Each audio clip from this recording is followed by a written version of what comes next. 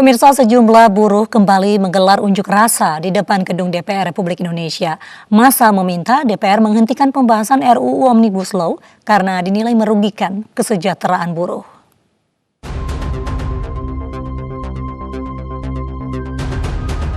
Sejak Selasa siang hingga sore, massa dari sejumlah organisasi buruh kembali berdemo di depan gedung MPR DPR Jakarta. Mereka menuntut DPR menghentikan pembahasan RUU Omnibus Law Cipta Kerja yang dinilai merugikan kesejahteraan buruh.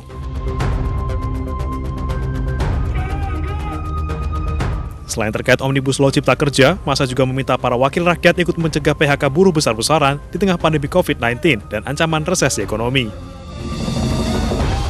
Menanggapi aspirasi, Wakil Ketua DPR Sufmi Dasko menemui para pendemo. Ia menjelaskan bahwa nantinya Panja akan kembali meninjau sekaligus menerima aspirasi demonstran sebagai inventaris masalah. Pada hari ini DPR RI dan Panja Balik menerima aspirasi dari serikat pekerja yang ada di Indonesia. Mereka minta supaya apa yang sudah disepakati dalam pembentukan tim perumus hasil-hasilnya itu kemudian diperjuangkan untuk diakomodir di RUU Cipta Kerja khususnya klaster tenaga kerja. Dan kami sudah ada kesepahaman dan hasil dari tim perumus dengan tim serikat pekerja dan mereka datang pada hari ini memberikan dukungan, memberikan supporting kepada DPR RI untuk memperjuangkan aspirasi mereka. Selama demo berlangsung, polisi menutup jalan di belakang gedung DPR dari arah Palmerah menuju Jalan Gerbang Pemuda. Penutupan ini sempat membuat arus lalu lintas terhambat. Tim Liputan iNews melaporkan. Gelombang penolakan RUU Omnibus Law Cipta Kerja juga terjadi di sejumlah daerah. Bahkan di Surabaya, demonstrasi hampir berujung keributan ketika demonstran memaksa buruh yang sedang bekerja ikut demo.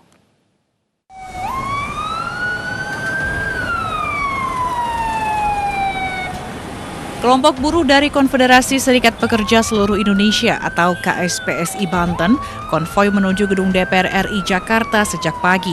Sepanjang jalan perwakilan demonstran berorasi menyampaikan penolakan kepada pasal-pasal yang dinilai merugikan buruh dalam RUU Omnibus Law Cipta Kerja. Kelompok buruh ini bergabung dengan serikat pekerja lainnya untuk berunjuk rasa di depan gedung DPR mengawal pembahasan RUU Omnibus Law Klaster Ketenagakerjaan. Serikat buruh seluruh Indonesia turun aksi ke jalan dengan tujuan satu, bahwa kita minta supaya RUU Omnibus Law Klaster Ketenagakerjaan itu dicabut. Karena kita tahu bahwa isi dari Klaster Ketenagakerjaan itu adalah mendegradasi mendegradasi kesejahteraan dari serikat pekerja atau dari anggota kita, seperti itu. Hari ini berapa banyak yang turun? Kita dari Provinsi Banten itu hampir 10.000 yang turun ke Jakarta.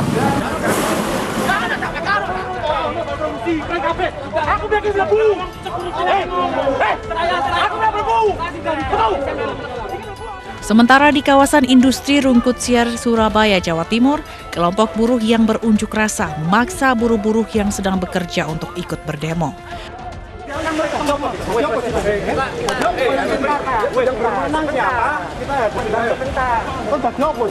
Keributan terjadi antara serikat buruh dengan staf dan petugas keamanan salah satu perusahaan yang tidak mengizinkan pegawainya ikut unjuk rasa. Bahkan sejumlah demonstran sempat menganiaya staf perusahaan dan merusak sejumlah fasilitas. Namun aksi brutal sekelompok demonstran buruh ini berhasil dicegah polisi agar tidak meluas.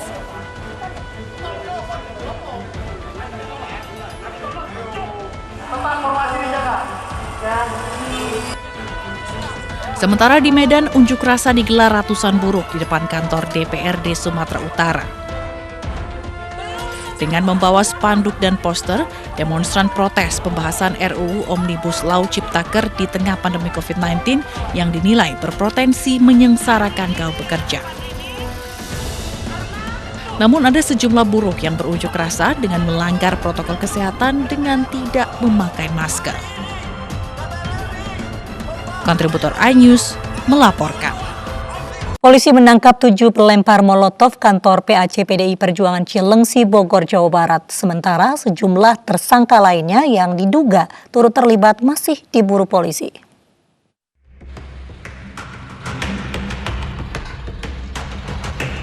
7 pelaku pelempar molotov ini tiba di markas kepolisian daerah Jawa Barat Selasa siang.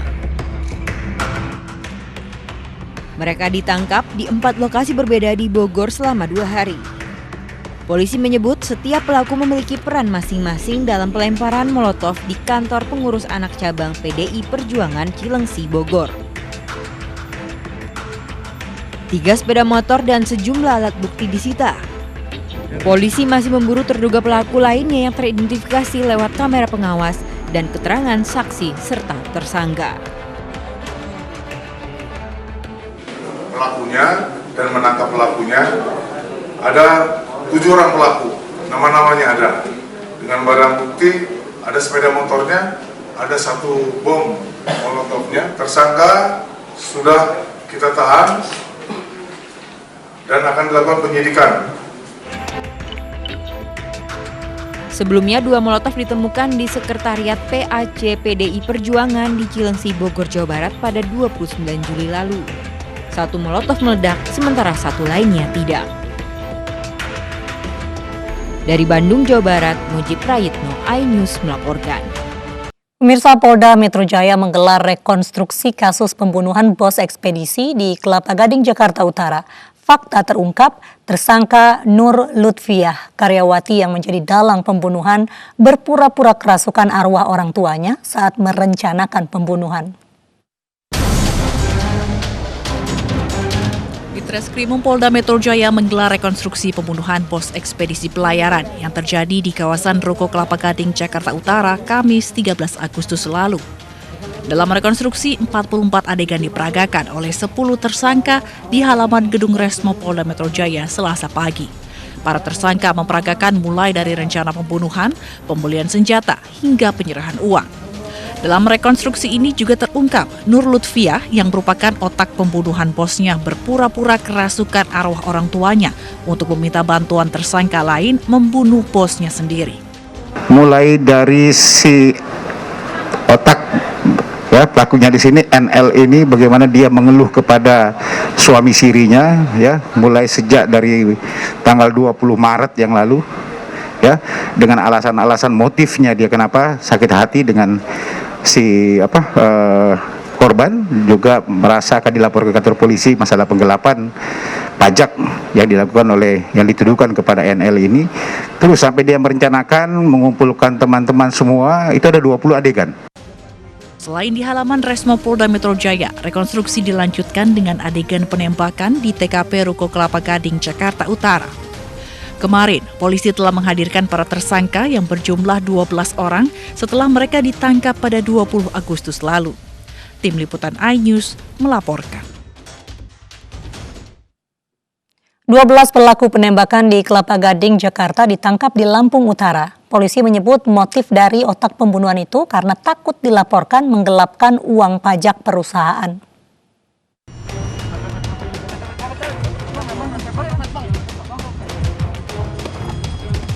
Sejumlah pelaku kasus penembakan di Kelapa Gading yang menewaskan pengusaha ekspedisi ditangkap di Jalan Lintas Sumatera, Kecamatan Mulang Raya, Kabupaten Lampung Utara, Lampung, 20 Agustus lalu. Usai meringkus para pelaku, polisi mencari senjata yang digunakan untuk menghabisi korban. Salah satu rumah pelaku digeledah. Polisi telah menetapkan 12 tersangka dalam kasus ini dengan peran masing-masing. Terungkap otak pembunuhan box ekspedisi merupakan karyawannya yang sakit hati terhadap korban dan takut dilaporkan karena ia menggelapkan uang pajak perusahaan. Yang bersangkutan ada rasa ketakutan karena yang bersangkutan pajak ini rupanya tidak semuanya disetorkan ke kantor pajak. Tetapi di situ ada indikasi menggelapkan uang tersebut. Sehingga ada beberapa kali teguran. Sebelumnya, pengusaha ekspedisi pelayaran Sugianto tewas ditembak di Kompleks Ruko Royal Gading Square, Jakarta pada 13 Agustus lalu. Korban ditembak saat hendak pulang usai kerja. Pelaku melepaskan 5 tembakan dan mengenai punggung dan kepala korban. Para pelaku pun kabur dengan sepeda motor. Dari Jakarta, Tim Liputan iNews melaporkan.